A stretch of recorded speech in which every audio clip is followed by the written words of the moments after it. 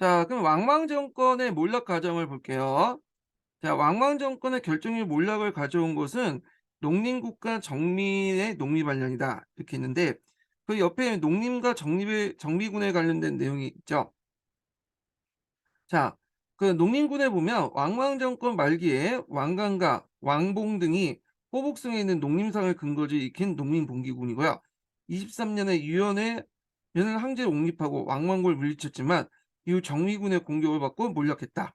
이렇게 있고 정미라는 것은 이제 보면 그 눈썹에 빨간색을 물들였기 때문에 정미라는 친구가 여기 나왔죠. 근데 왕망 정권 말기였던 18년 왕망 정권 타도 목표로 염원한 여성을 중심으로 일어난 반란군과 번숭을 중심으로 일어난 반란군이 합쳐 조직했다. 오행 중 하덕을 상징한 붉은색을 또 눈썹을 칠했으므로 정미란 칭호가 여기서 나왔다. 이렇게 있죠. 그래서 이 농민군하고 정미군의 공통점은 뭐냐면 농민 반란이고 그 다음에 한왕조를 부흥하려고 했던 그 반란이었다는 거죠.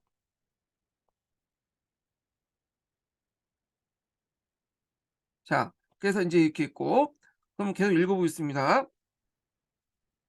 자, 기아의 굶주린 농민들이 들고 일어나자 각지의 호족과 지주도 역시 자의를 위한 무장을 하게 됐다. 그중에 농민군과 협력해 왕망 정권을 타도하기 위해서 봉기한 세력도 있었다. 특히 세력이 강력했던 남양 호족으로 한 왕실과 관련이 있던 유인과 유수 형제였다. 자, 그들은 농민군과 연합해 일종인 유연을 경시제, 이게 경시제로 읽기도 하고 갱자로 읽어요. 갱시제라고 하거든요. 또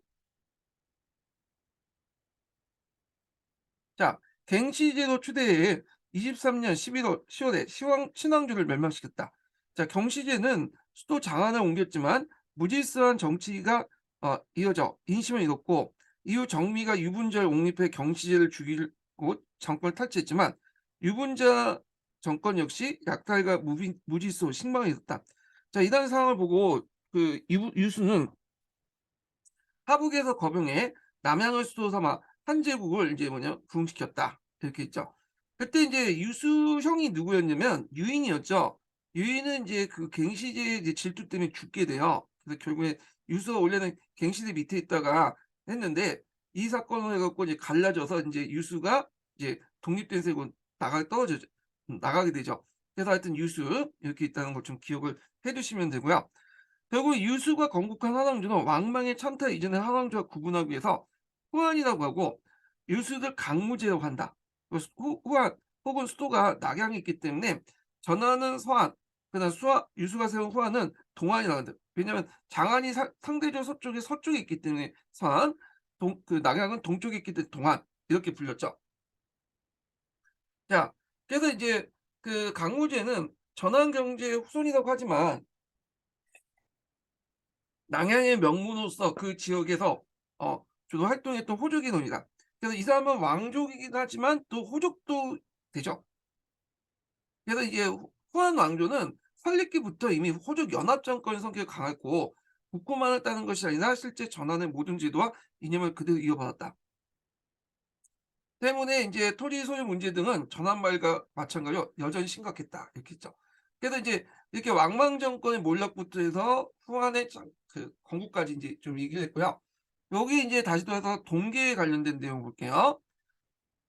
동계에 이제 왕망 정권 관련된 내용을 좀 보겠습니다. 쭉쭉 앞으로 넘어가서요. 네, 다시 갖고 와서 음, 잠깐만요. 이게 몇 페이지야.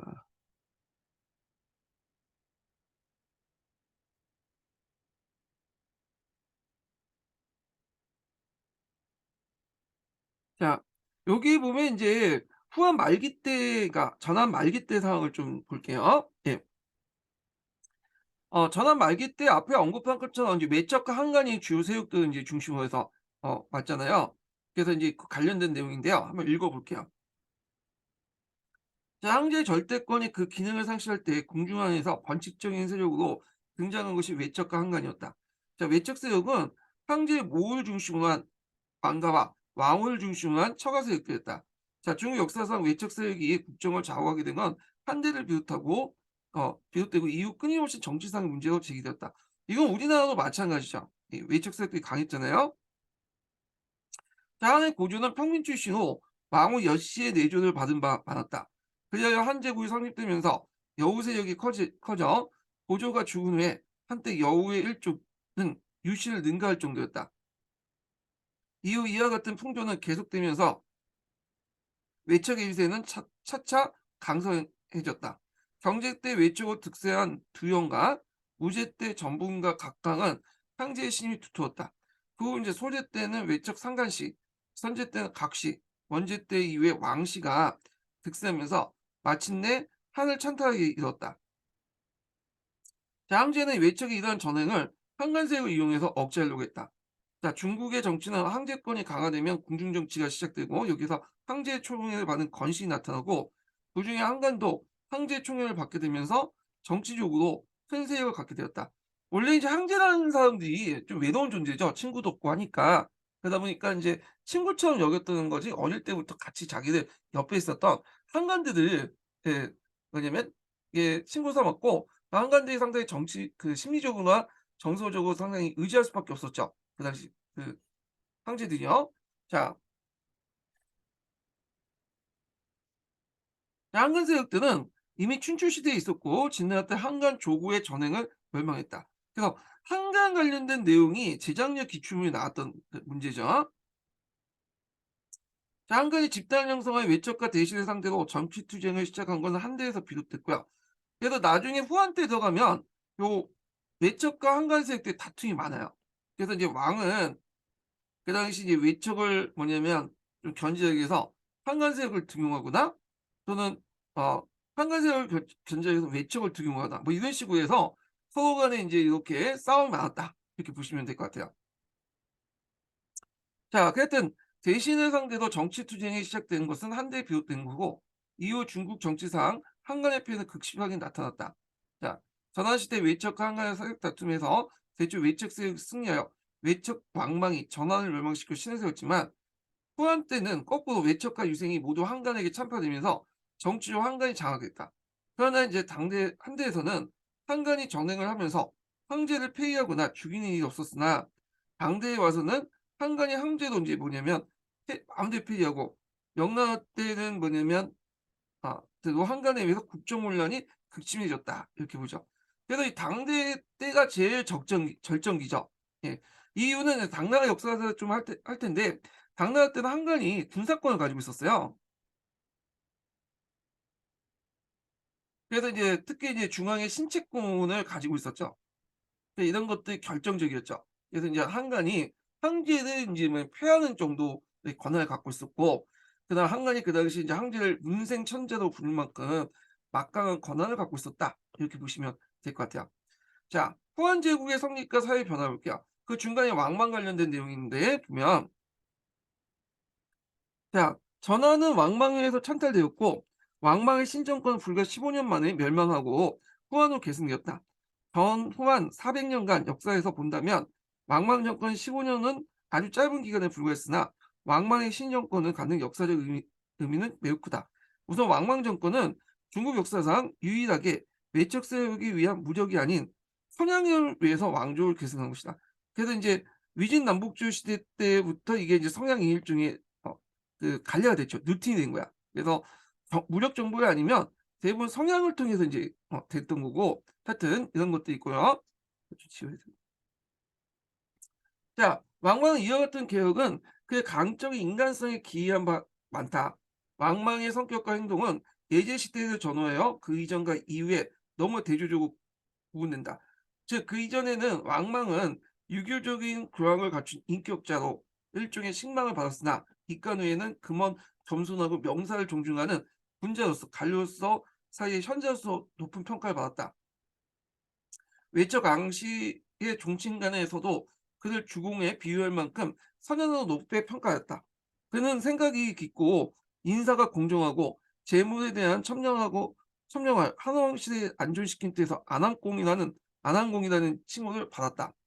그러나 예제시대 때 고비도 그의 이중성은 점차 포면에 노출되어 개벽함은 나타나기 시작했다.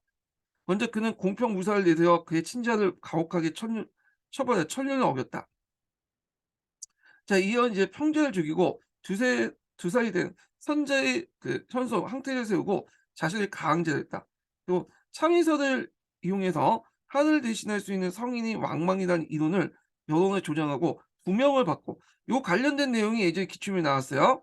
한왕조는 이제 수명을 다 됐으므로 자신이 진짜 진천자로 자리에 올라간다고 선언하고 전한을 멸망시켰다는 거죠.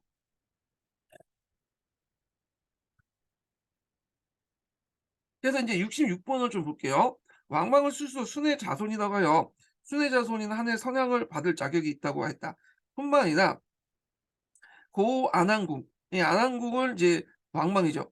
완항궁에게 고한이 위 항제, 항제가 되라라는 가짜 분명을 고대 새겨서 이들 우면수에 넣은 후에 건져 올리게 하여 청명과 결부시켰다는 거죠. 일종의 참의설의 일종이죠. 자, 그래서 인제 있고 그래서 인제 그 왕망은 나라 이름을 신이라고 하고 그가 여우에 책봉된 곳이 한남산 신야의 신야호이기 때문에 그 지명이 가져온 데 유래됐다. 이 신라는 뭐 15년 하다가 이제 망하죠. 왕망에서 시작해서 왕망 때 끝나버리죠. 자, 왕망에 대한 후대 평가에 보면 유교류의 가면을 쓰고 전환을 찬탈한 사악한 정치가라는 부정적인 시각이 있는가 하면 위대한 개혁자, 타고난 정치가는 평가가 되기도 한다. 왕망 정권은 분명히 전환시대 때 체제에서 호환시대에 넘어가는 가도기 병역체제로 파악할 수 있다.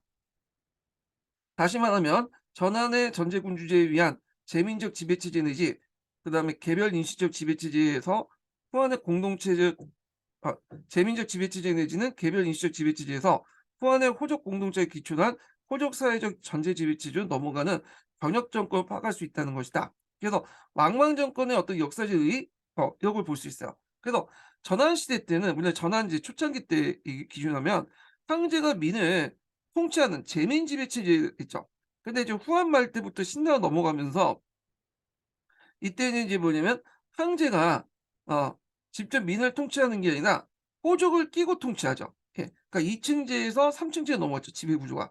그래서 이게 이런 2 층제에서 3 층제의 지배 구조를 그 재민 지배체에서 6 층제의 지배 구조를 넘어갈 때 가도 시기가 요 신라였다. 그 전환 시대 때 이런 체제에서 후한 시대로 넘어가는 그 중간의 가도기 시기를 신라 때고 요게 인제 물론 이런 것들은 전환 말 때부터 형성됐던 거죠, 호족들이 성장하면서. 예. 자, 이런 시각을 볼 때 신정권은 변한 사회에 안고 있는 여러 가지 시대적 모순에 대한 왕망이 확보한 개혁 의지와 200 년이나 계속되는 전하 왕조에 쉽게 찬탈할 수 있었던 그 정치 수단, 그리고 왕망이 이상훈한 주례에 입각한 복구주의 정치 등 혁신과 보수가 엇걸린 모순을 점철되고 있다. 자, 그래서 있고 왕망의 혁명의 개혁의 실패를 볼게요. 왕망의 혁명적 개혁의 실패. 이 사람은 이제 아까 말한 것처럼 그 주대를 바탕으로 이제 내세워서 개혁을 했고요. 그다음에 유교주의를 포방하면서도 또 법가적인 성격도 같이 있다. 그래서 이제 왕망 정책 관련된 내용은 토지제도인데 토지제도 관련된 내용은 이제 보면 그는 주나라 정처제는 진해위에서 파괴되어 토지 경쟁이 시작되고 빈민은 송곳하나 꽃을 따는 땅도 갖지 못하고 입지의 여지가 없는 거죠. 음화와 같이 취급되어 노비로 팔려갔다고 보았다. 그래 왕전제를 실시해서 했고 노비민을 금지시켰다. 자, 왕전제 관련된 내용은 앞에 했으니까 건너뛰고요. 그다음은 예, 왕망의 토지 개혁은 이미 대토지 소유제와 노비 소유제가 일반화되고 있는 당시의 시대 상황과 정면 역행한 것이다. 그럼에도 왕망은 토지와 노비 매매를 금지함으로써 토지 경영과 농민의 노예를 억제하려고 했다. 자, 왕망의 이러한 정책은 그 지주와 관료들의 강력한 반대로 부닥쳐 3년 만에 중단되었다. 자, 왕망은 또 상업과 국가 통제를 실시했는데 전형적인 중농 억상 정책을 실시하죠. 이 오군과 육관 제도가 그것이다. 오군은 장안, 낙양, 한단, 임치, 완, 성도 등의 주요 도시에 오균 사시사를 설치하고 상업 관리나 세금 징수, 물가 통제를 위한 국가 통제 등을 국가가 직접 담당하도록 한 것이고 육관은 일종의 전매제죠. 그래서 그 소금, 설, 철, 술, 화폐주조 같은 상업을 독점하면서 한편 이듬난 산택의 생산세를 징수하도록 했다. 그러나 5군과 6군이 집행하는 관리들이 대상인 중에 임명했기 때문에 그들은 그들만의 이득만 취하고 이제도 정신을 살리지 못해 관계로 어 못한 관계로 개혁은 실패했다. 자, 입학기 화폐 개혁을 실시하는데 존은 8년간 세 차례 단행했고 화폐의 질이 떨어져 실패했으며 경제의 혼란을 가속 가져오게 됐다. 자, 입학기에도 이제 유교 경쟁에 따라 대표님 간제 개혁, 감명, 지명 등의 명칭을 변경하여 새 왕조의 창신성을 높이려 했으나 이는 도리어 행정의 혼란을 가중시키고 말았다. 자, 그래서 왕망은 국내 정치의 실패로 바꿔 돌리기 위해서 유교적 중화 사상을 내세워 지금까지 한해 복속하여 왕의 지위를 부여하고 있던 주변 이민족의 군장을 모두 왕에서 후로 격화시켰다. 자, 이에 따라 이제 주변의 여러 민족은 불만을 품고 중국에 이탈했다. 특히 선제 이래 의호 관계 유지였던 폭력을 격분시켜 양국 간의 관계가 다시 악화되었고요. 왕망은 이제 국내의 실책을 만회하고 대외적인 위신을 확보하기 위해서 30만 대군을 동원해서 홍농 원정을 당했으나 성공하지 못했다. 자, 망마의 개혁은 정치, 경제, 사회, 문화 등 각 방면에 걸쳐 혁명적인 것이었다. 그러나 그 시대적 변화의 대세를 역행했고 특히 전환 정권의 창탈자이란 전환 정권의 찬탈자라고 하는 비정통성과 친족 사례라는 어 비도덕성으로 인해서 개혁은 인민의 지지를 얻지 못했고 혁신 정책을 안고 인민의 지지를 얻지 못했다. 혁신 정책이 안고 있는 위험 부담은 왕망 정권의 예의도 아니었고 어 왕망 정권에서 예의는 아니었고 신의 단명은 끝났고 후한에게 왕조를 넘길 수밖에 없었다. 자, 그래서 인제 전환에서 후한 때 넘어가면서 인구가 상당히 격감을 했거든요. 예. 그래서 인제 인구 격감의 원인에 대해서 쭉 얘기하고 있어요. 그래서 한발과 한지를 위한 농사의 혼잡과 함께 왕망의 무리한 개혁 정치와 대연정 그리고 정리의 난을 비롯한 농민 반란 이런 것들이 주요 원인이었고요. 인구 감소 관련된 내용들이 쭉 있는데 한번 읽어 보시면 될 것 같고 자, 후한의 건국과 호족 정권의 등장을 볼게요. 자, 왕망의 신정권이 붕괴된 후에 강무제가 후한을 건국할 때까지 약 2년 동안 각지의 농민 반란이 일어났다. 이 가운데 상동 지방에 붕괴한 정리의 난, 호북선 신시에서 일어난 농림의 난이 가장 큰 세력이었다. 자, 이 정리의 난 관련된 내용이 있는가 한번 볼게요. 정리의 난은 상동 지방 낭사에서 번숭을 우두위한 농민 반란인데 자, 이들은 눈썹을 붉게 칠했기 때문에 정리군이라 부르다. 적색은 전함 왕조를 상징함으로써 음행 오행서에 따라서 이제 그 한나라는 적색을 상징하고 있거든요. 붉은색을. 그래서 이제 정미군의 목표는 왕망을 타도하고 한해 부흥을 하는 반항 부한 그 복하 이게 뭘까요? 예. 그래서 한한 뭐냐면 복한을 두었다. 왕망을 타도하고 이게 뭐냐면 부흥하다는 붕자인가요? 예, 부흥하다. 한족을 부흥 한 왕조를 부흥하다. 이렇게 인제 되겠죠.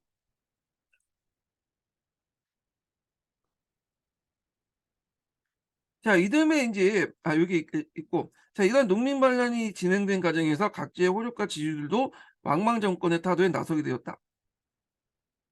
자, 호족 세력 중에 남양의 유수와 유인 이게 아우고 얘가 형이에요. 유인 형제가 인제 이끄는 농민군이 강력했다. 그래서 이에 인제 서기 23 년에 유연 이거 경시제라고 하죠. 그래서 임시함제도 세워서 연월 경시라고 하고 완을 도읍을 정했다. 왕망은 이를 진압하기 위해 대군을 파견했으나 동양에서 유수에게 대표해서 그 당시 이제 치명적인 타격을 입었다. 그러나 경시제는 동양 승리 후에 유수 형제를 시기하여 특히 유능한 유인을 두려워하여 죽이고 유수에게 하북 평정을 명할 밖으로 몰아냈다. 자, 이와 함께 장안을 공격하기 위해서 서정군을 파견하자 장안성 내의 민중도 이에 호응하니 왕망은 도망가다 살해되었다. 자, 경시제는 장안에 수도 옮겼지만 그의 군대는 규율이 없고 부패하여 장안 내에서 노략질과 살상을 장행하니 사회 분란을 혼란을 극심했다.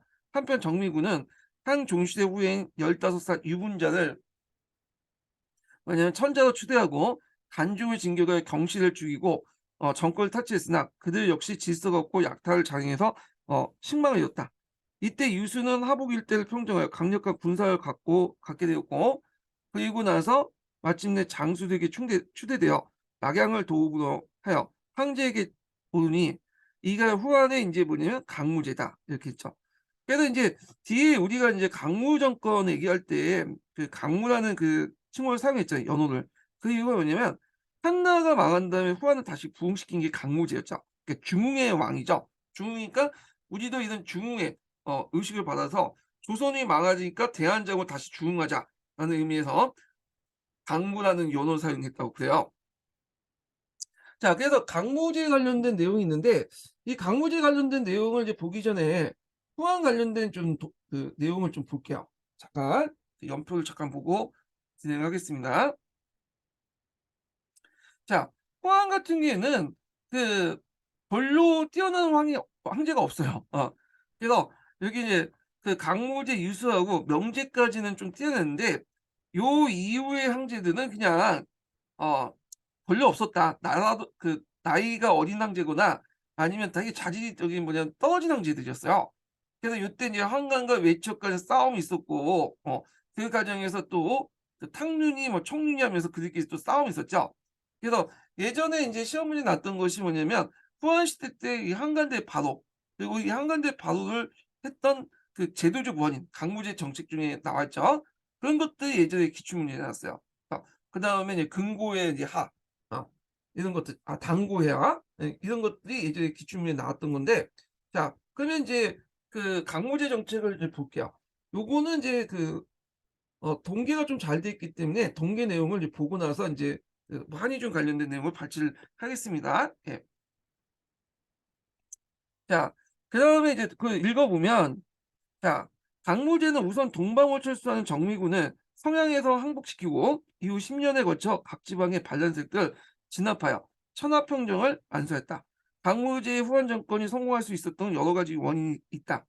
자 먼저 강무제는 후한 공국은 그의 출신인 남양과 하북 지방의 호족 세력들의 후원을 얻을 수 있는 바 큰 힘이 되었다. 그 강무제의 후한 정권은 호족 연합 정권적 성격이 있죠. 이 고조하고 좀 비슷해요. 요 정권의 성격이.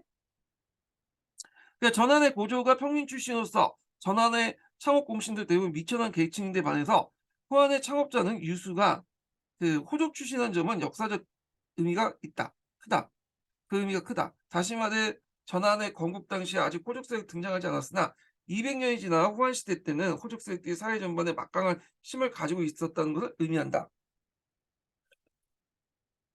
그래서 인제 후한 정권은 호족과 연계된 호족 연합적 성격이 강하다.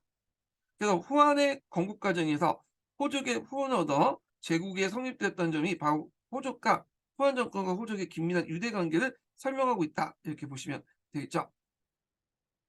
자, 이와는 대조적으로 왕망의 신정권이 반호족적인 정책을 취한 결과 쉽게 붕괴됐던 사실은 전환에서 신해 그리고 후한 정권의 전개 과정에서 호족 시대의 출현을 의미는 호족 시대의 출현을 의미하는 시대적 변형을 알 수 있다. 또한 강무제는 신을 타도한 그 새 왕조를 건국하지 않고 한 왕조를 복원하죠. 그래서 부흥한 것은 그 당시 전한 제국의 유교적 복구주의에 부합한 것이다. 그래서 이제 보통 이제 그 한왕조를 부흥했기 때문에 대부분은 이제 한나라 전한 정치에 모방을 했어요. 전한 시대 때의 어떤 제도나 이런 것들을 그런 정치를 이제 모방을 했죠. 물론 약간의 변화도 있었긴 했지만 대체적으로 이제 모방을 했다는 거. 후한은 호족의 협력을 건국됐고 이들 호족 세력들은 후한 200 년간 국가와 인민 사이의 막강한 힘을 발휘하면서 지배 세력을 발전했다. 그래서 이제 더 이상 재민 지배 체제는 불가능했고 호족을 바탕으로 한 뭐냐면 그 누층적 지배 구조가 됐죠. 재민 지배 체제와 개별 인신 지배 체제가 끝막 없어졌다. 이렇게 보시면 돼요. 자, 후한 건국 당시에 전하의 수는 장안이고요. 음. 국토과자는 유경에 강했으나 강무제는 자신의 고향에 가까운 낙양을 수도로 정했다. 그래서 그 수도에 위치했던 서안 동안을 보죠. 그 수도 명칭도 어딘가로 정확히 기억해 주세요. 가끔씩 수도 관련된 내용 문제 물어보더라고요. 그다음에 강무제 통치 정책 관련된 내용 보죠. 요거 예전에 한번 그 한강하고 관련돼 갖고 시험 문제 나왔죠. 예. 요거 좀 파악을 할 필요가 있고요. 예. 자, 후한의 강무제가 당면한 시급한 일은 망망에 의해서 파괴된 한왕조 체제의 재건과 함께 민생의 안정, 경제의 회복이었다. 그는 이제 전한의 수도였던 장안을 거듭된 장안이 거듭된 병난으로 피폐되자 자신의 근거지인 남양부근의 낙양을 남양부근의 낙양을 새로운 수도로 하여 정치 문화적 중심지로 삼았다. 그래서 이제 낙양 지방이 이제 새로운 정치 문화적 중심지로 부각이 되었죠. 자, 이와 함께 전환 무제 이후에 약화된 상제권 강화 목적으로 그 당시 상공의 권한을 약화시키고 상서대를 기능을 강화했다. 그래서 상공의 권한을 상서대에 옮겨 정치를 맡기고 상공은 다만 덕망 있는 대신들에게 주어진 명예직이 되었다. 그래서 상서대 장관은 상서정, 차관은 상서복야라고 그 아래 실물 담당 6조를 두었다. 자, 이런 개혁은 상공은 명예직으로 바뀌고 실권은 대각이 장악했다. 대각이라는 것은 이제 상서를 얘기하는 것 같아요. 여기서 말하는 것은 상서대니까 이걸 줄여서 대각이라고 얘기한 것 같아요. 그다음 한간의 어떤 그 권한도 강화시켰죠. 그래서 강무제는 황제의 업무 처리를 편리하게 보편한 기관으로 중상시, 송악문, 중앙문을 등 한간부를 설치했다. 요게 인제 예전에 기출문에 나왔죠. 자, 이는 한간의 정치 관연을 초래하여 소환시대에서 한간을 발효하는 결과를 가졌다. 그 결과와 관련된 내용이 예전에 기출문제 나왔고요. 전환에 13조 제도를 인제 그 계승하여 황제권의 강화를 위한 감찰 제도를 확립했고, 즉 황제의 신임을 받는 사회 교의를 두고 경기를 비롯한 지방의 정부를 감찰토록 했다. 이렇게 했죠.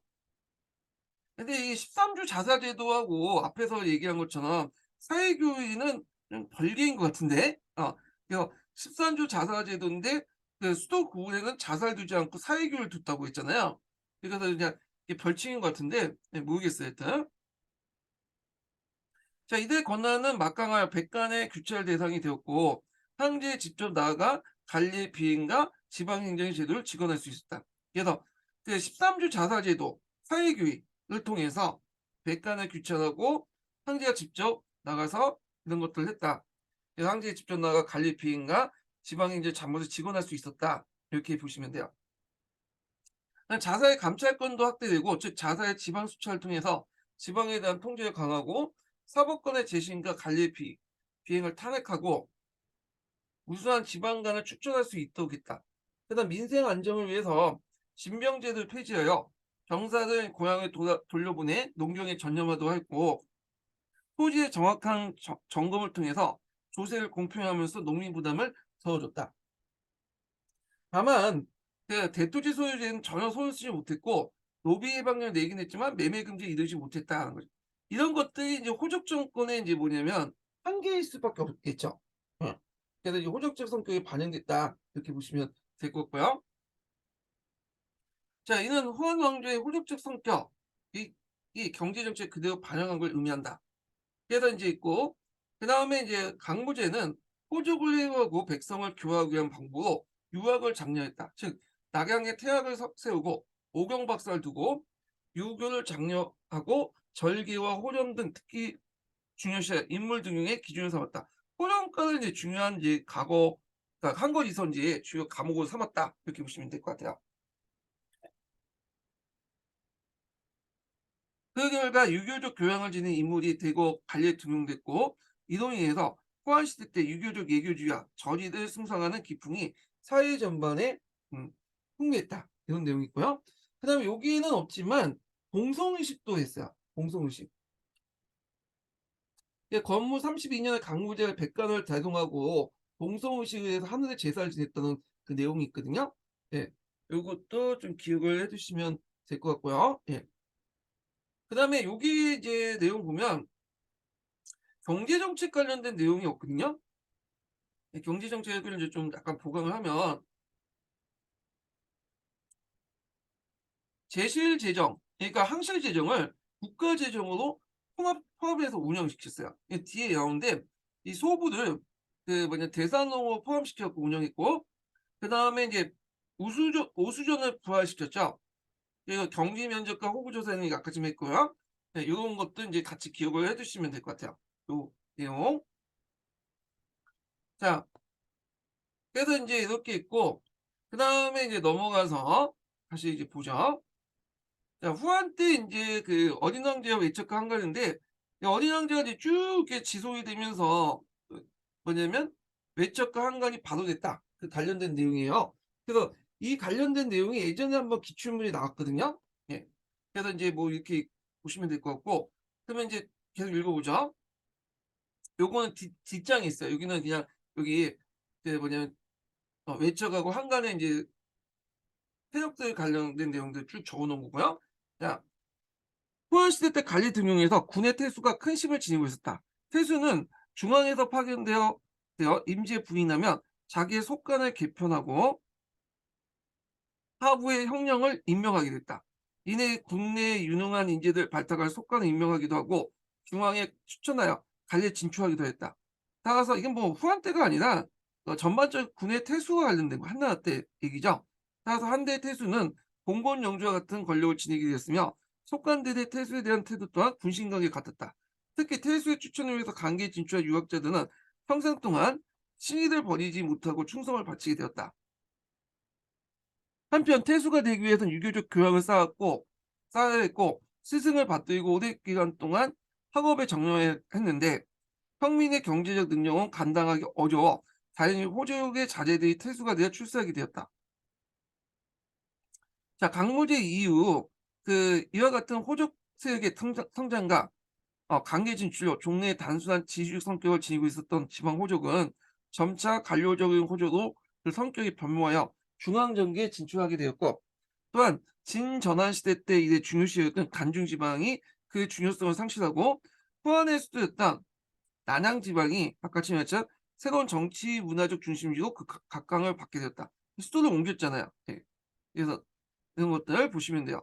자, 외척과 한간세력의 재등장을 볼게요.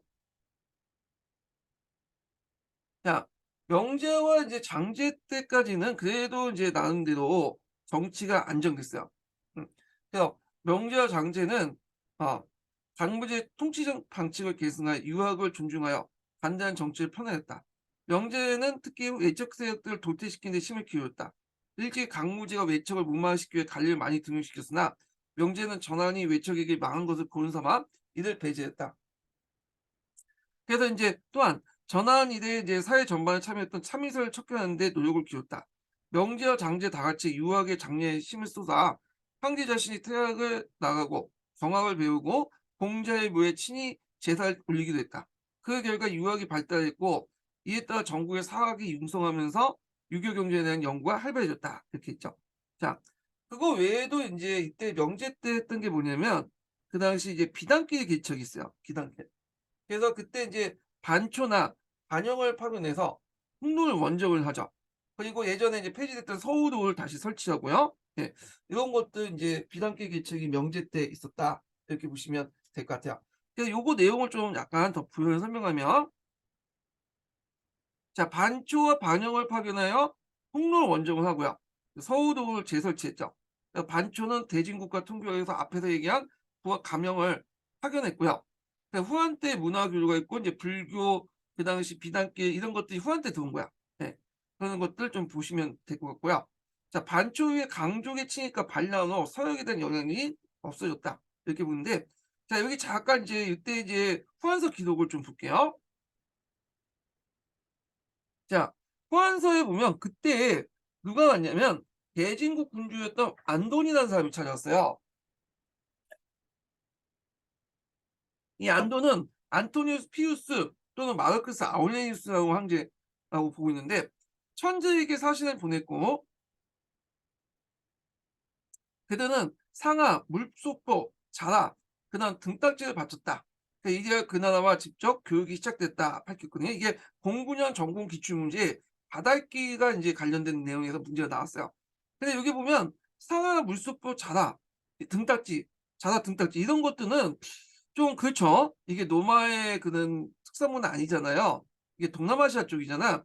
그래서 학자들은 이제 어떻게 보고 있냐면 이거는 이제 사신단이 원래는 동남아시아 상인들인데 로마의 이름을 갖다 팔았다. 그렇게 보는 사람도 있어요. 예. 자, 뭐 이렇게 이제 내용들 파악을 해두시면 될 것 같고요.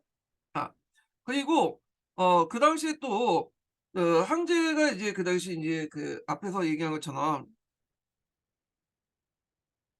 그게 뭐냐면 명제 같은 경우에는 그 참의선을 촉구하는 데 되게 노력했다고 했잖아요.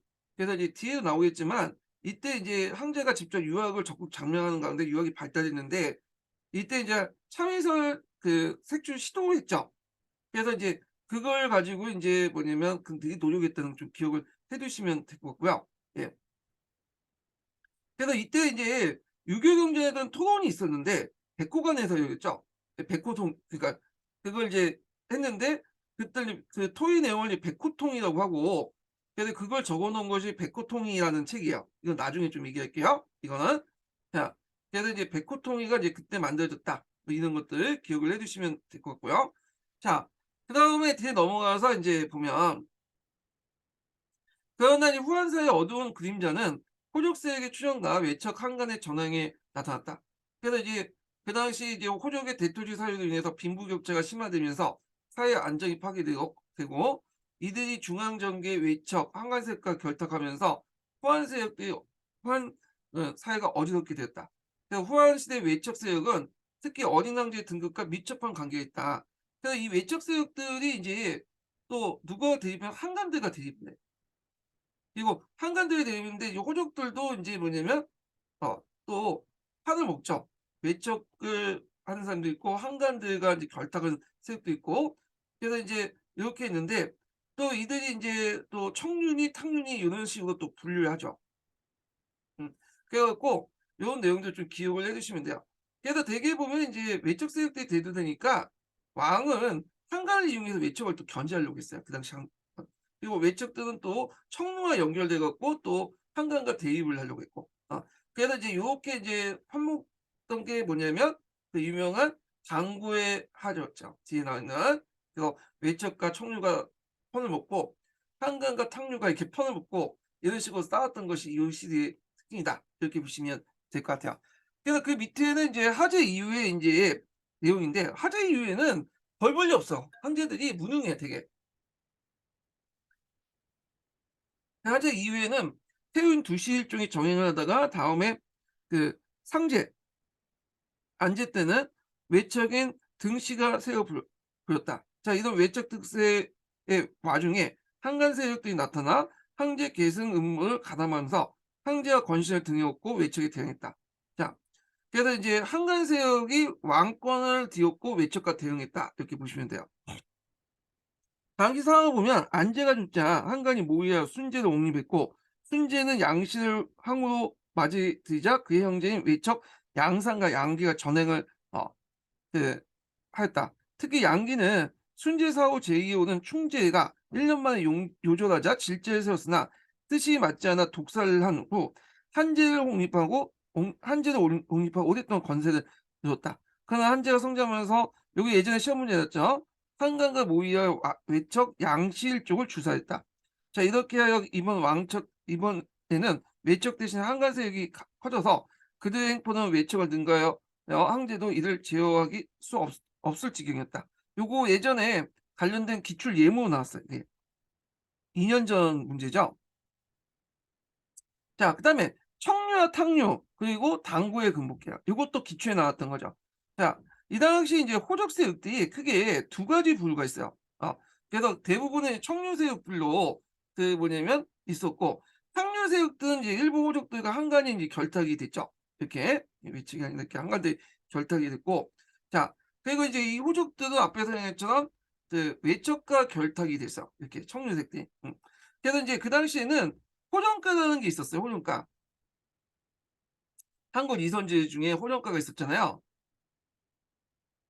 그래서 그 지역의 어떤 평판이나 이런 걸 보고 뭐냐면 중앙 관료를 뽑는 그런 제도가 있었는데 이게 인제 후한 때 중기 후기 넘어가면서 왜곡이 일어나. 그래서 인제 그 당시 외척하고 한강하고 붙은 세력들이 자신을 인제 뭐냐면 해 가지고 일부 호족들이죠. 그 사람들이 인제 그 여기를 독식을 하게 되니까 이거에 대해서 인제 그 소외됐던 대다수 이제 호족색들이 이제 불만을 품고 청이라는 것을 인제 따로 만들거든요. 그래서 인물 평가를 해. 그래서 그 자신들의 인물평가에서 등급을 매기고 그 나름대로 이제 뭐냐면 그 당시 호족들 그 탕류와 저항을 하게 되죠.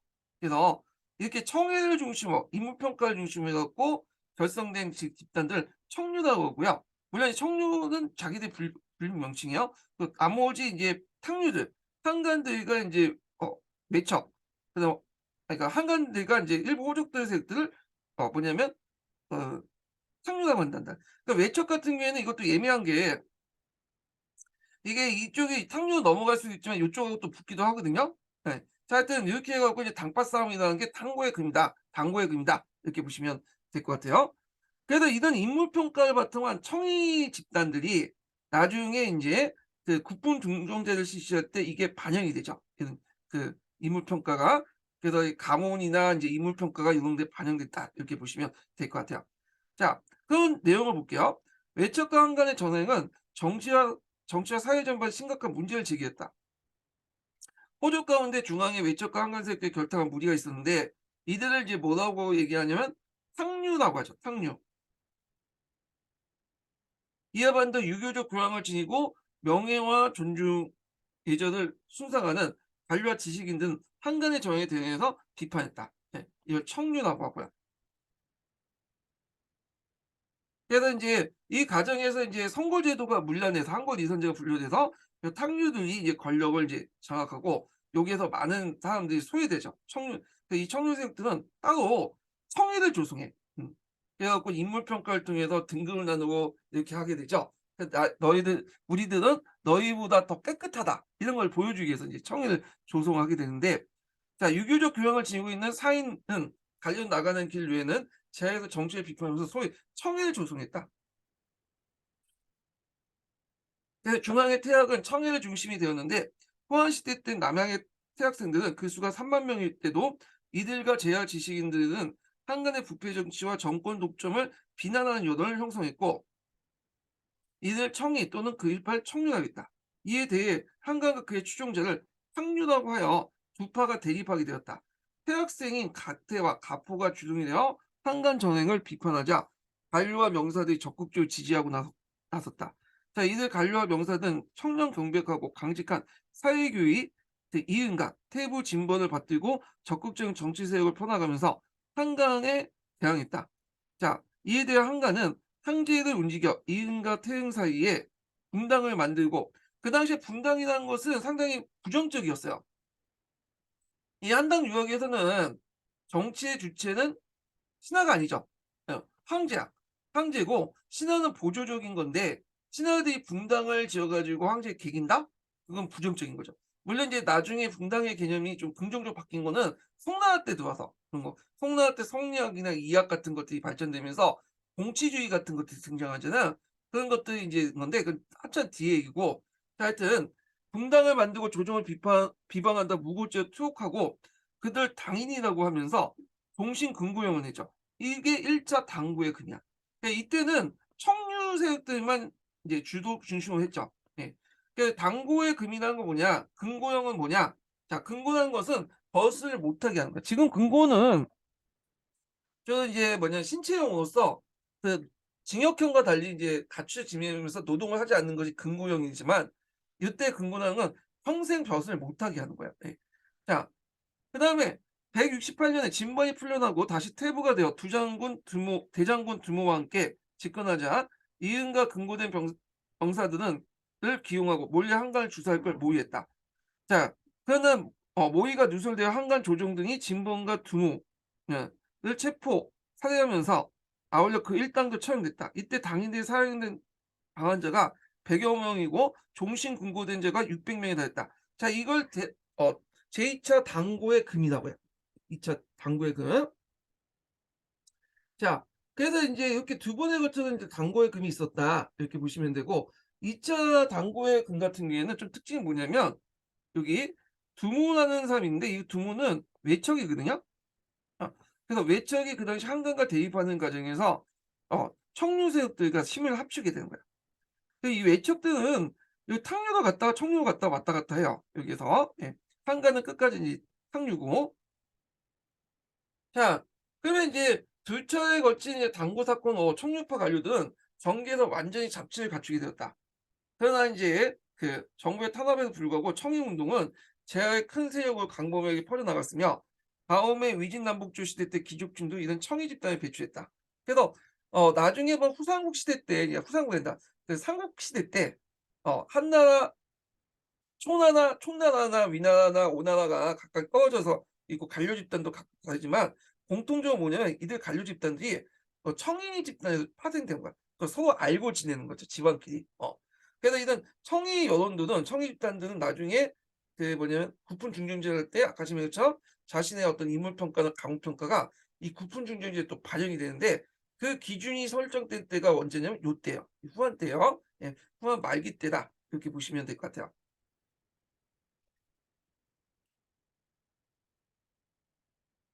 그러나 둘째 거친 당부의 금은 호환사의 청일파와 탕류파의 대결에도 탕류가 승리함으로써 그 당시 인제 사회 정의가 크게 흔들렸고 정치 기강도 해이지면서 이후 한건군의 농민 전쟁이라는 배경이 되었다. 그렇죠. 자, 한건군의 농민 전쟁 하기 전에 인제 다시 돌아와서 여기 한의종 내용을 좀 볼게요.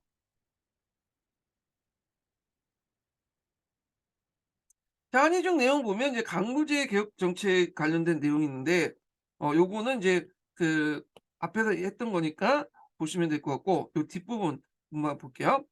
자, 여기에서 유교만이 호족의 지배 이념으로서 국권과 자유를 잡았다. 예, 강호제 이후부터요.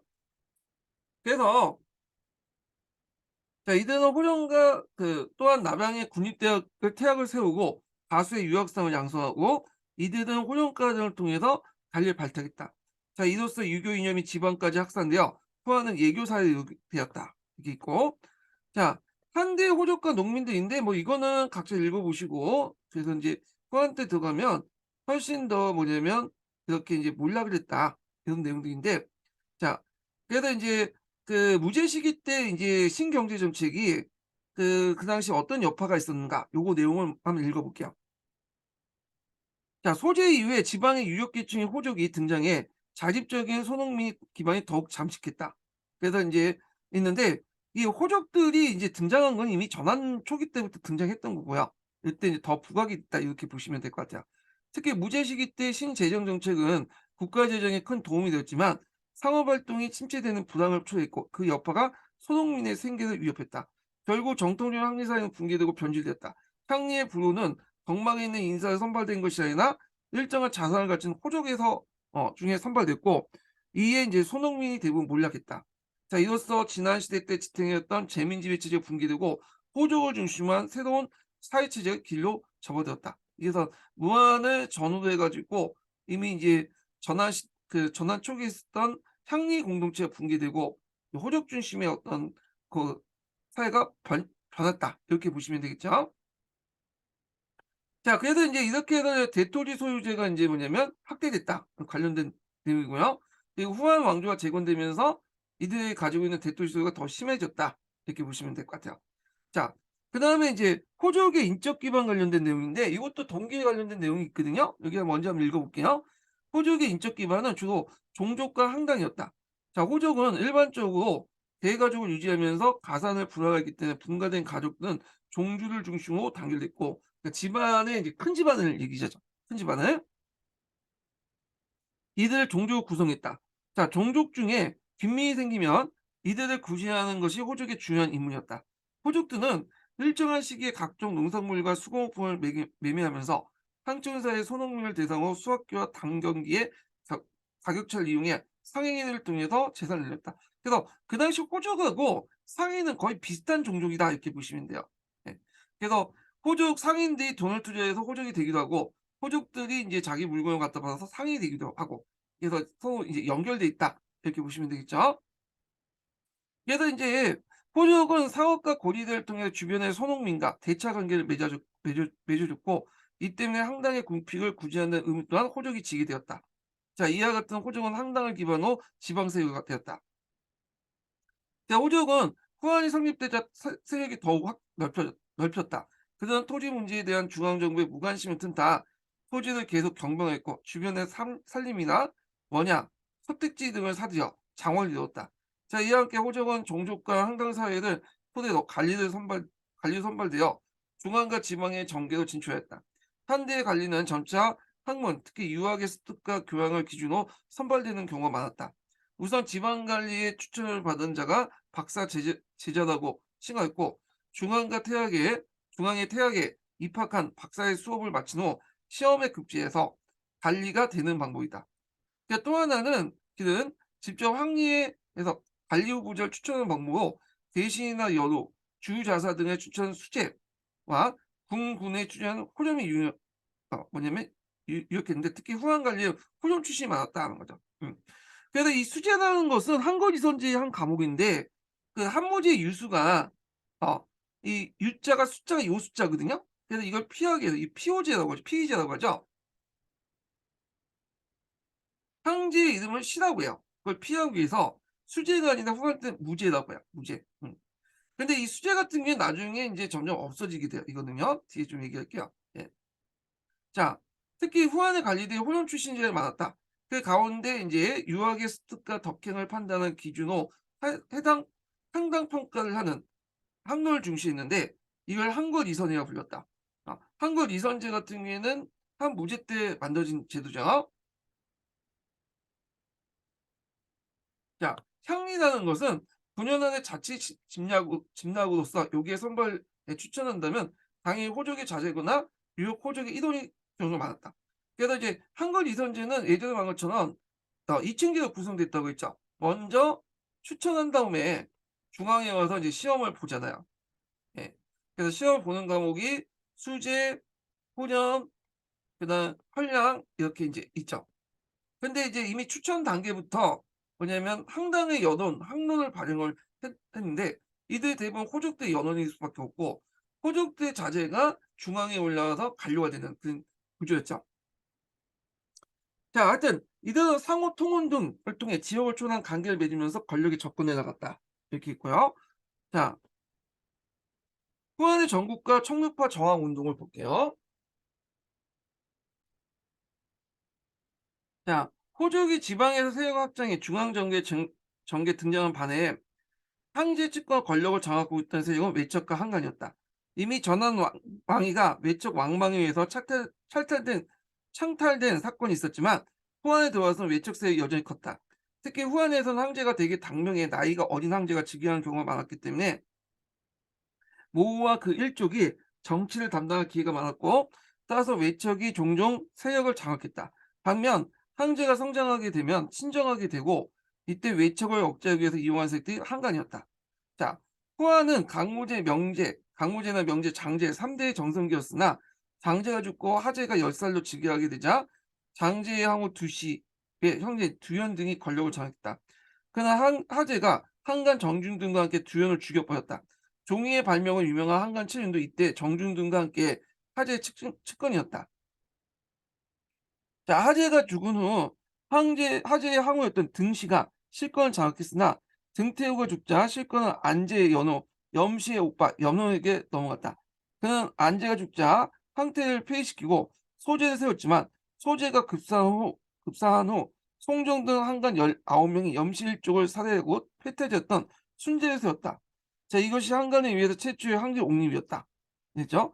자, 이 공허 한간 19명이 일과의 후에 공해졌을 뿐만 아니라 양자를 되어 자기를 세습하도록 허용했는데, 이때 이제 삼국지에 나오는 조조의 아버지 조등도 이때 양자가 되었다는 거죠. 예. 그래서 이제 이런 것도 이제 기억을 해두시면 될 것 같고요. 예. 그래서 조조 집안이 한간 집안이에요. 한간. 그래서 이제 한강 같은 경우 대를 어떻게 했냐면 양자를 들여갖고 이제 했거든요. 그래서 이제 조등이 이제 그 조조의 할아버지죠. 친할아버지는 아니지만, 그래서 조등이 그 조조의 아버지를 양자드리고, 그리고 나서 아버지가 이제 조조를 낳은 거죠. 그러니까 조조는 한간 집안 출신이야, 이 사람은. 자, 순제 항우 양씨 일족은 순제가 죽은 후 충제, 질제, 한제 각각 2살, 8살, 15살 즉위했기 때문에 3대에 거쳐서 권력을 장악했다. 자, 양씨는 사실상 최대 외척으로 양씨 중에 후후 봉해진 자가 7명, 항우가 된 자가 3명, 기인이 된 자가 6명, 여성으로 시급을 받은 자가 7명, 황녀의 배필이 된 자가 3명. 대장군 2명, 그 외 고관과 장군들 57명이었다고 한다. 그 양태호의 오빠 양기는 4대에 거쳐서 약 20년 동안 전행했다. 자, 후반기 때 외척과 한간의 전쟁과 전쟁 후 황제권이 세력해 나갔다. 자, 후한 말에 이거 이상 같은 한간 세력들의 전횡과 매간 매직 등의 부패상에 대한 맹렬한 비난이 났다. 지방의 호족과 상인들의 세운도 어 이렇게 이를 지지했으며 청이 정의파 지 그 정의파 지식인들은 한강과 결탁한 일부 관료와 호족을 탕류라고 부르면서 자신을 청류라고 했다. 어. 그래서 인제 있고 중앙의 청류파 세론을 대표한 것이 태학생이었고 무제 때 50명이 발족한 박사자제 는 전한말 1,000명을 증언되는데 포함 질제 무려 30,000명이 넘었다. 태학생들의 의 진본과 사회교의 이응 등이 영수해서 한간에 반대했던 외척 두모는 이들과 통했다.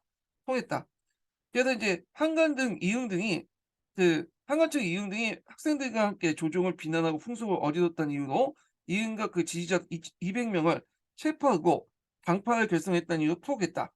다음에 항리오 도어가 종신 금고형에 처했는데 이게 1차 당고에 하고요. 한제가 죽고 나서 두문 등 이게 두문은 외척 출신이죠. 두문 등에 의해서 영제가 옹립되자 당고나 했던 인사들이 조정에 복귀되었다.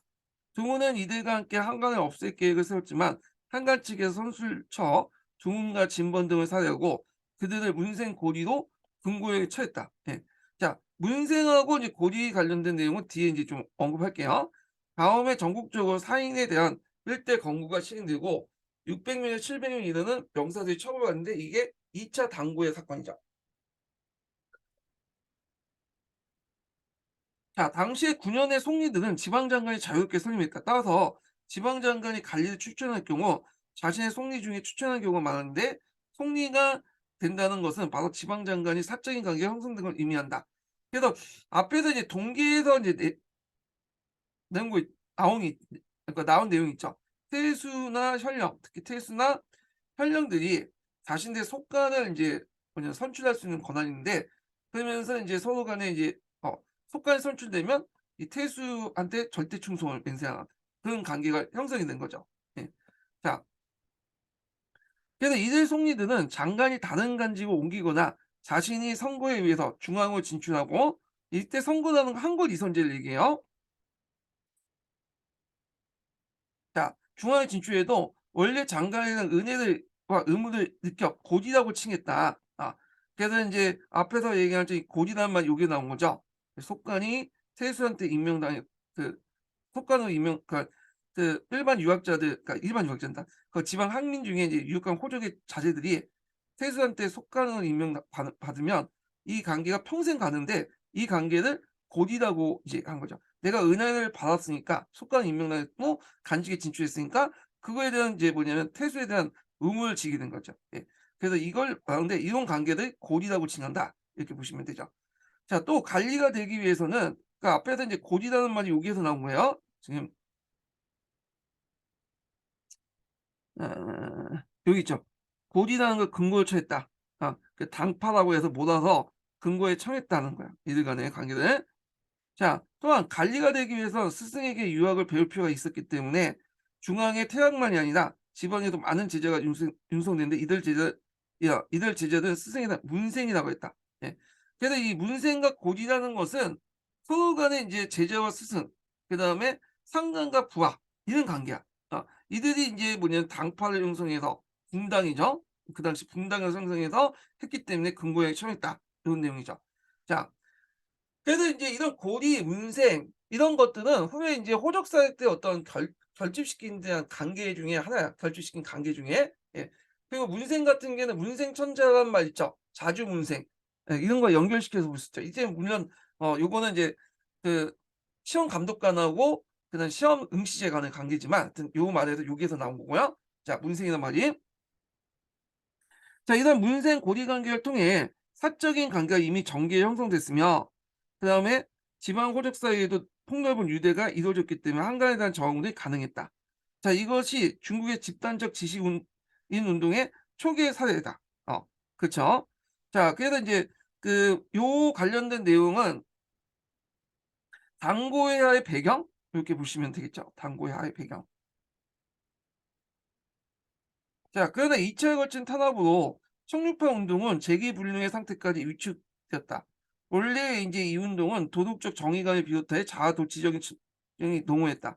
그러나 후한 왕조는 이미 한강과 외적 사이에 양측의 사적인 전율이 되어 버렸으며 이 운동의 실패 후 후한 왕조와 지식인층 사이에 괴리감이 더 심화되었다. 자, 이에 일군의 인물들은 정치에 대한 저항을 끊고 고고한 삶을 추구하는 운동자로서 행동 방식을 찾았다. 자, 이것은 하왕조에 대한 그 절망감에 연루된 것으로 한왕조 밖에서 세상을 세계에서 살아고자 하는 의미였고 한제국은 이후 호족의 지지를 완전히 상실됐다는 거. 예. 그런 것들을 이제 파악을 해 두시면 될 것 같아요. 자, 그다음에 인제 여기 보면 음 여기 이제 그 또 더 추가한 게 이제 동양사 기초 지식에 보면 그 당시 이제 이 당고의 하의 그 결과 영향 관련된 내용이 있거든요. 요거 한번 찾아서 읽어 볼게요.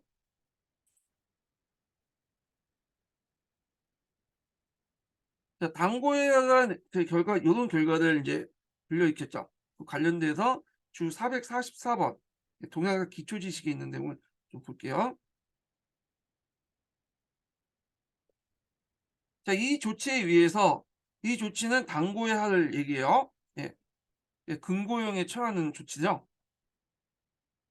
자, 이 조치에 의해서 청류 지식인들은 관계가 일소됐으나 광범위한 지식인층이 후한 정권 정보부터 이반되는 결과를 낳게 되고 재하 지식인들은 청인 운동은 명백히 정보 공격 금지됐음에 되었다고 해도 현자나 유독자를 인정하는 인물批판 형태로 이 청인이라고 하죠. 형태로 계속 존재하고 있었다.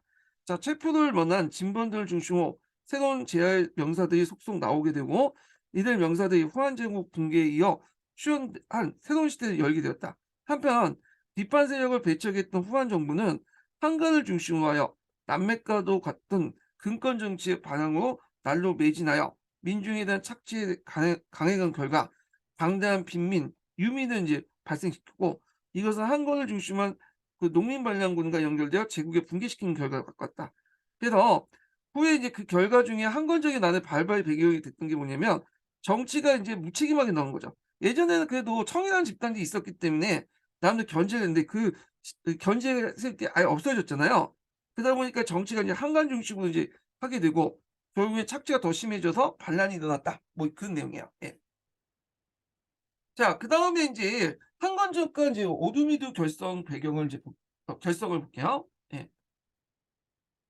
요것은 이제 여기를 중심으로 좀 볼게요. 기출 관련된 내용이죠. 그 내용들. 자, 요거 인제 보기 전에 어 그 당시 인제 그 한건적과 오두미두 등이 왜 결성이 됐나 이걸 좀 볼게요. 정리하고 나서 좀 어 강조하겠습니다. 자, 보면 정치적으로 보면 앞에서 얘기한 것처럼 외적과 한간 세력과 호족의 결탁을 위한 정치 사회적 혼란이 심화됐고요. 자, 사회 경제적으로 보면 호족들의 대토지 사유 및 자연재해로 인한 소농의 몰락, 상리 공동체 붕괴 이런 것들을 들 수가 있죠. 그다음 홍구학의 발달과 예교주의 유행으로 유학의 영향력이 축소됐고 그래서 이게 유학이 현실 문제를 해결할 수 없다는 거죠. 그러니까 사회는 혼란하고 그다음 정치는 개판이고 그렇다고 해서 뭔가 해결할 수 있는 대안도 없고 그러다 보니까 사람들이 인제 어디에 인제 맹신하게 되냐면 종교에 몰두하게 되죠. 그때 이제 종교가 이제 태평도와 오도미도죠. 예. 그래서 여기 인제 과정을 좀 보면 태평도와 오도미도는 노장 사상을 바탕으로 나중에 항로 사상이 이제 발전됐잖아요. 그래서 노장 사상이 항로 사상을 발전됐고 이게 나중에 이제 민간 신앙, 신성 사상 등등 여러 가지 이제 뭐냐면 그 사상과 또 결합이 돼요. 그러면서 두 개의 흐름이 나타나는데 태평도가 있고요. 오도미도가 있어. 태평도는 나중에 이제 한건적의 난의 근거가 됐고 오도미도 같은 경우에는 이게 뭐냐면 인제 그 발전돼서 사천 지역 일대, 한중 지역 일대에 독자적인 종교 왕국을 만들죠, 종교 왕국을. 물론 이제 조조에서 지났더지만 그리고 이 오도미도는 나중에 위진남북 주실 때 천사도 이름을 바뀌어요. 그래서 북천사도 남천사도가 있었는데 그래서 천사도가 처음에 강남지에 남천사도 있다가 나중에 국연짐이 북천사도를 만들죠. 요 국연지 만든 천사도 이 이 천사도가 나중에 도교로 발전돼요. 예. 그래서 이 도교는 엄밀히 말하면 태평도와 오도미도 같이 나온 게 오도미도 입장에서 나온 거죠, 이렇게. 어 근데 이제 예전에 그 문제 지문에선 태평도 오도미도 합쳐 갖고 뭐 도교가 됐다 이런 식으로 얘기를 하는데 어미는 오도미도 쪽의 이게 계열이야. 예.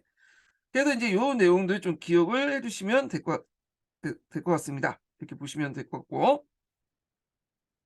자 그러면 이제 다시 넘어가서 여기를 볼게요. 항공군의 항공군의 농민 전쟁 볼게요.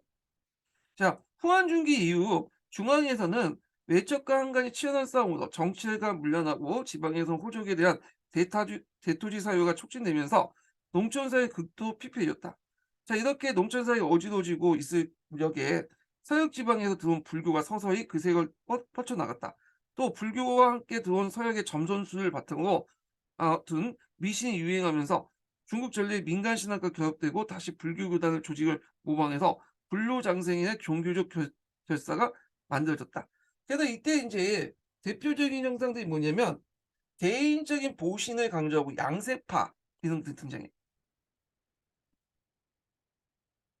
그래서 양생파. 양생파라는 건 뭐냐면 그 개인이 가지고 있는 이제 내부에 있는 것들을 좀 정화시켜 가지고 불료장생을 할 수 있는 그런 것들이거든요. 예. 그래서 뭐 수은도 먹고 그래요. 내부의 어떤 그 기를 올린다고 해서. 자 뭐 하여튼 이런 것들을 강조했다는 걸 좀 기억을 해 두시고 자 그러면 인제 내용 볼게요. 이들 교단의 교임에는 보잘것없었지만 고난에 시달리는 하층 농민들이 끌어들이는 힘은 강했다. 그래서 이 하층 농민은 기대할 게 없잖아요. 그러니까 종교 조직에 기대했다라는 거죠. 이건 뭐 태평도뿐만 아니라 뒤에 오두미도도 마찬가지예요. 그래서 특히 단원 간의 인제 상조 정신은 불행한 처지에 있던 농민의 마음을 사로잡았는데 충분했다. 본래 전환시대 지방 조직이 기본된 향이었다. 향에는 그 지도자격인 삼부가 향민중에 청거되어 지방 행정을 그 자치적으로 담당했다. 그래야 항인 상호 간에 서로 돕는 정신적 유대 관계가 형성되어 재난을 극복하는 데 큰 도움이 되는데 자 이런 것들이 이제 붕괴됐죠. 그러니까 항일 공동체에서 그걸 뭐냐면 예전에 의지했는데 의지 대상이 없는 거야. 근데 이제 뒤에 후한 때 호적 세력들이 인제 촌이니 뭐 이런 것들 만들어냈는데 이런 것들은 자기의 의지 대상이 안 되고 하니까 종교에 또 위탁되는 배경이 되었죠. 자 그러나 후한 시대 때 호적 세력들의 대토지 사회화가 촉진되면서 상은 소수 호족의 사유지로 전락하고요.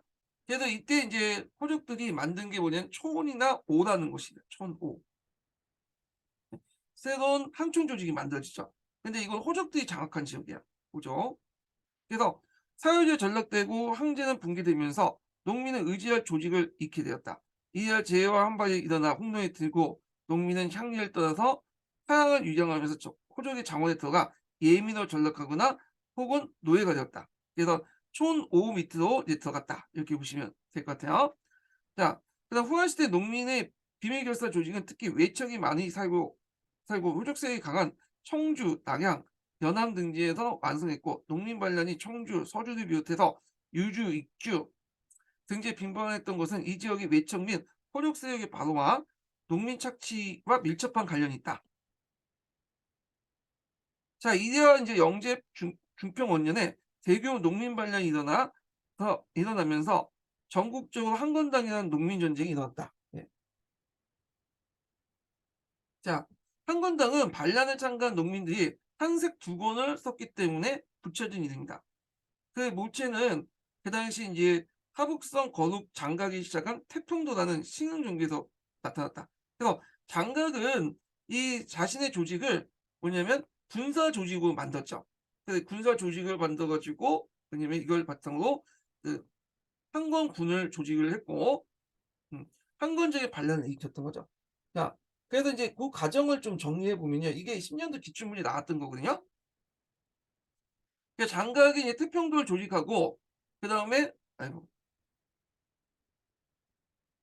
그 당시 농민과 정부의 인제 지식계의 반정부 성향을 이용하고 신도를 군사 조직화에 봉기를 했다는 거. 그때 인제 음양오행설을 나눴어요. 그때 음양오행설을 중에 음양오행설이 두 가지가 있어요. 음양상극설하고 음양상생설이 있거든요. 그래서 음양상생설을 이용했어. 예.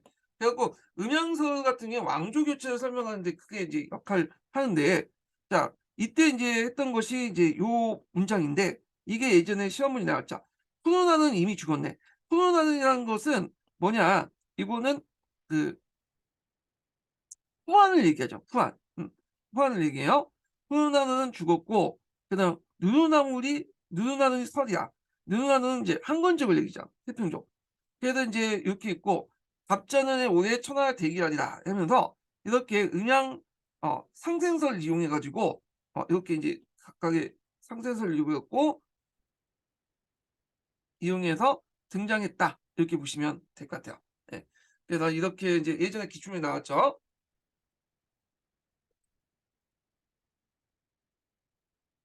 자, 그 내용이 있고,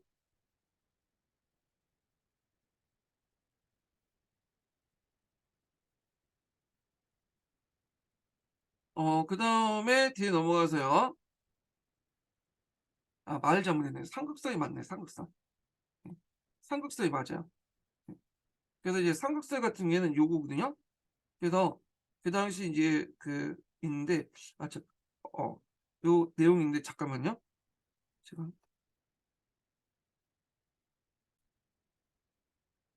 자, 여기 보면 음양상극설이라고 있는데 가만히 보니까 상생설도 맞아. 제가 이게 헷갈렸어요, 잠시. 상생설을 다시 고치시고 요걸 이제 좀 설명하면, 여기가 인제 수가 하 금 목 토로 넘어가잖아요, 음양 오행서에 보면.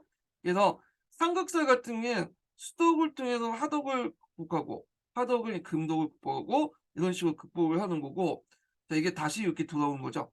근데 이거는 인제 보완하는 거야, 보완하는 거. 그래서 보통 이제 포항 왕조 같은 경우에는 푸른하드니까 이게 이제 뭐냐면 수덕이죠, 수덕. 근데 누르나는 것은 이제 토덕으로 돌아가는 거죠.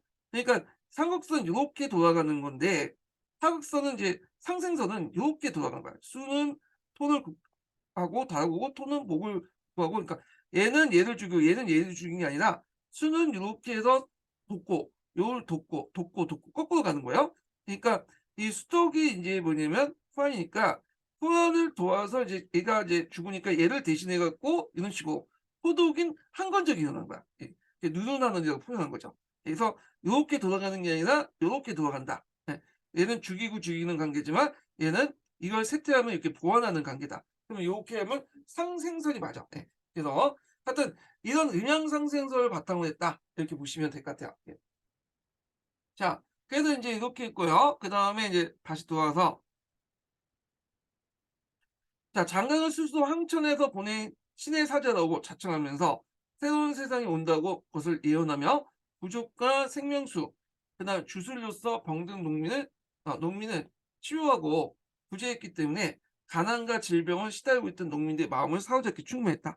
자, 태평도는 10여 년에 거쳐서 하북 지방에서 양자강 지방에 거쳐 수십만의 신자를 얻게 되자, 농민과 지식계층의 반정부 성향을 이용해서 신도를 군사 조직으로 개편하면서 농민 운동 세력으로 되었다. 장각은 창청, 한왕조가 이미 끝나고, 이게 이제 한왕조가 아까처럼 수덕을 의미한 거죠. 창천, 이게 이제 보완해 가지고 토독의 의미였던 한국군의 나라가 일어났다. 그래서 갑자년이고 천한 대기이다. 36명의 장군을 세우고 장군 한 명당 1만 명의 번성을 거느리기 위해서 일제히 봉기했다라는 거죠. 음향 상생선을 이용해서 이게 봉기했다, 이렇게 보시면 될 것 같아요. 자, 조종은 항공군의 반란을 놀라 방인을 사명하고요. 각지의 의병을 모집하여 항공을 진압을 나섰다. 그런데 장각이 병사하면서 유능한 지도자를 잃게 되고, 그 위에 항공군의 농민군의 본래 오합지졸이었으며 조정의 정규군과 관료적 지방 호족들이 거느린 의용봉에 의해서 항공군은 주력 부대가 패했다. 그러나 각지의 농민군은 그 세력을 유지하고 하였고, 그중에 한중 지역에, 오늘날 저쪽 사천 지역의 북부 지역 해당하는 지역인데, 오두미도교가 세력이 컸다. 자, 오두미도라는 것은 입단할 때 쌀 오두를 받았기 때문에 오두미도라고 하죠. 후한이 이들 진압하는데 20년의 소요됨에 따라 국위는 크게 추락했다. 자, 한 건의 농민 반란은 일단 수습되었으나 이 과정에서 지방 호족들의 군사력은 강화되었고 그의 지방의 치안은 거의 군의 태수에 일임하는 형태였고 군의 감독기관 주자사 혹은 주목을 임명하여 군 재정권을 위임하게 되면서 지방의 국민이 활보하는 어지러운 난세가 되었다. 자, 그래서 요 주자사가 나중에 인제 궁들의 어떤 근거지가 되죠. 예. 주자사들, 그러니까 왜 이제 나중에 들어온 원소, 원술, 뭐 유포, 이 사람들이 다 주자사 출신이야, 이 사람들이. 자, 그러면 후한 멸망의 사회적 의미를 볼게요. 요거 하기 전에 마지막 인증번호 알려드릴게요. 마지막 인증번호는 29 번입니다. 예, 마지막 인증번호 29 번이에요. 전하는 외적 세력에 멸망했으나 후하는 한건 농민 반란으로 타격을 받고 각지에 일어난 호적 세력들이 멸망했다. 후하는 호족의 도움을 건국했고 멸망 또한 호적 세력에 의한 것사는 사실은 후한 시대 호적 세력들의 사회적 성격을 잘 나타나고 있다. 있죠? 자, 그래갖고 이제 요게 관련된 내용인데 여기 쭉 한번 읽어보세요. 뭐 이게 정치적 변화 과정인데 굳이 읽을 필요는 없을 것 같아요. 여기까지. 예. 그래서 이제 이렇게 쭉 있고 여기부터 해 갖고 인제 뭐냐 삼국지 같은 내용들이 나와 있거든요. 그래서 여기 쭉 읽어 보시면 될 것 같고요. 예, 여기는. 자, 그다음에 인제 한의종 관련된 내용 볼게요. 자, 태평도 오두미도 관련된 내용을 볼게요. 자, 호족에 의한 토지 경병에 위기에 처한 농민은 외척이나 한간의 정부하에서 가중한 부역의 부담에 시달렸다. 더욱이 후한 중기 이후부터 모든 왕조 말기에는 전형적인 전형적으로 나타난 대규모 재해가 잇따라 등장했고 농민은 만성적인 기근에 시달렸다. 게다가 북방의 이민족 진영을 방대하는 군사 조직이 허술해져 강족, 홍농, 선비 등이 아주 자주 침략했다. 그러나 국가의 방어력과 경제적 구제 능력은 이미 바닥에 이르러 있었다. 막다른 지경에 처한 농민 중에 무력으로 저항하는 경우도 발생하기 시작했지만 산발적에서 차례로 진압됐다. 그러나 각지의 그래서 농민 반란이 점차 조직화되고 결국 한 건에 나눠 대폭발했다. 여기에다 또 한건적인 난이 일어났던 것이 뭐냐면 항리 공동체 붕괴도 될 수가 있죠. 그리고 동계에서 나온 것처럼 이제 이제 불교라든지 음양 오행설 등등 이런 이제 여러 불교들 이제 사상들이 이제 활성화 확산됐다는 거. 그다음에 이런 것도 이제 같이 보시면 될 것 같아요. 자, 한건이라는 공기에 참가한 사람들은 항생띠를 머리에 둘렀기 때문에 붙여진 이름입니다. 반란의 모체는 하복 출신이었던 장각이 창시한 태평도단 신흥 종교 단체였는데 태평도는 항제와 노자 사상을 추앙하는 항로들을 기본으로 하여 여러 민간 신앙이 섞어 삶을 치료하는 주술로 인기를 얻는 종교였다. 양생술로 같이 가지고 있다. 보시면 돼요. 근데 여기 항제라는 거는 우리가 생각하는 그 항제가 아니네요. 예전에 사망오제 할 때 항제를 얘기해요. 예. 훗날 오도미도와 함께 위진남북조 시대 도교로 발전했고 장각은 그 주술로서 질병을 치료하고 빈민을 규제함으로써 인심 얻어 1170년대에 하북에서 양자강 유역에 이르는 수십만의 신도가 되었다. 자, 이후 이제 농민의 반정부 감정을 타고 신도를 규합해 184년에 대규모 반란이 일으켰는데 이것이 한건의 난이다. 한건적인 난이다. 이렇게 보시면 돼요. 자, 후한 정부 이 반란의 측면에 권력 투쟁을 일시 중지하고 당고되었던 사인들을 석방해 그 한건군의 진압에 나서도겠다. 그러니까 예전에 이들은 이제 벗을 못했는데 벗을 다시 기용했다. 이렇게 보시면 될 것 같아요. 자, 이후 장각이 병사하고 그 동생 장남과 장보도 전세 주육군이 패퇴했다. 그러나 각 지방에서 반란군은 여전히 강력해 이들을 모두 진압하기에는 2-30년의 세월이 걸렸다. 또 사천 지역에서는 장릉이 창시되고 그 송자의 장로까지 이어지는 오두미도가 있었는데 자, 이들도 병을 치료하는 것으로 인심을 얻었으며 신도를 규합해 그 지역에 3대에 거쳐 종교 왕국을 설립했다. 그래서 인제 오도미도 역시 도가 사상에 영향을 받았는데 강구한 교단 조직을 그대로 국가기구로 만드는데 오도미도라는 그 명칭은 그 뭐냐면 질병을 치유되면 쌀 5 두를 바치는 데서 비롯됐다. 근데 질병을 치유하면서 쌀 5 두를 바친다는 설도 있고 보면 입단할 때 쌀 5 두를 바친다는 설도 있어요. 들어올 때. 예. 그래 갖고 이렇게 이제 그럼 쌀을 가지고 이제 뭘로 하냐. 얘들은 의사를 설치해 갖고 빈민 규제를 해요. 그러니까 국가가 하지 못한 역할을 이 종교 집단이 하는 거야. 그러다 보니까 이제 백성들로부터 신망을 얻을 수밖에 없겠죠. 그래서 이게 예전에 기출문제 나왔던 거거든요. 근데 여기는 없는 것 같은데 요게 인제 이거죠. 이 장늑이 아니라 장능이에요. 요 못한데 자 요 관련된 내용이 의사제도와 관련된 내용이에요. 여기. 그래서 살 모두를 바치니까 했다.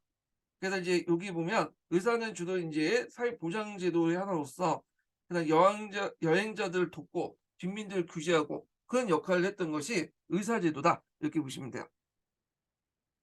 자 그래서 요렇게 있고 그다음에 넘어가서 자 태평도와 인제 오두미도 학대는 단순히 종교 교단 학대가 아니라 향리 공동체 붕괴에 비롯된 거다. 그래서 향리 공동체의 역할을 이 태평도 오두미도가 대신했다. 이렇게 이제 보시면 되겠죠. 자 원래 한대에서는 부노층을 중심한 공동의 제사를 통해 농민의 공동의식이 강화되고 향리의 정통적 질서가 유지되었다.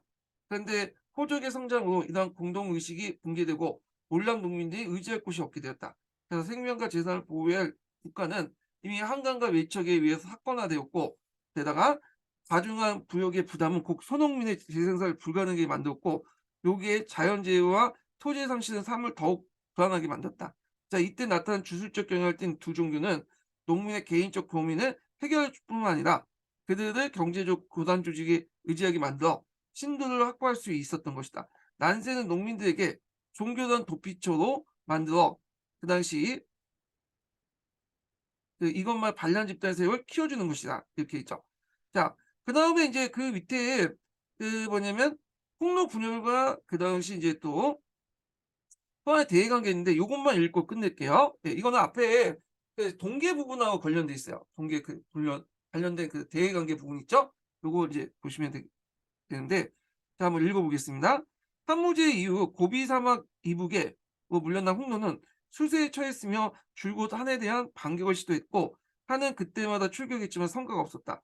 한은 무제 이후에 홍로에 대한 강경차를 포기하고 하친 관계를 포함한 그 우호 관계의 재수 이후 동무했고 홍로는 BC 60년경 선후의 계승을 둘러싸고 내분 분열이 발생해 한때 5명의 선우가 대립했고 이후 형인 질지선우 이게 서운 그죠.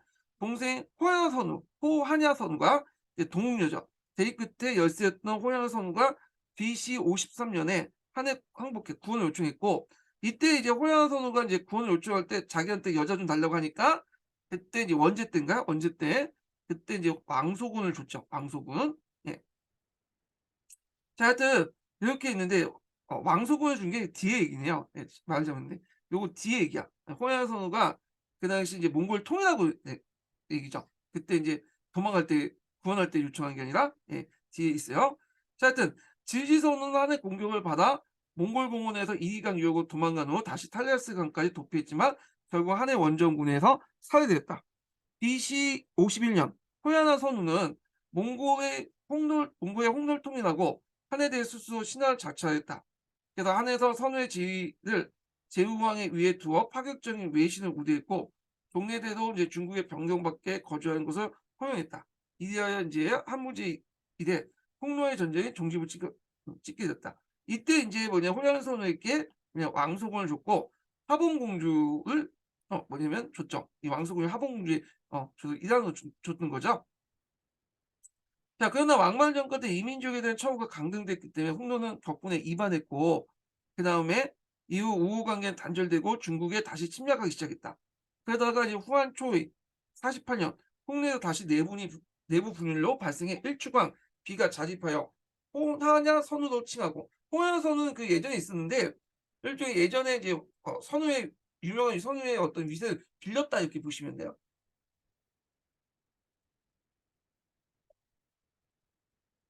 자 여러 부족을 이끌고 한해 항복했다.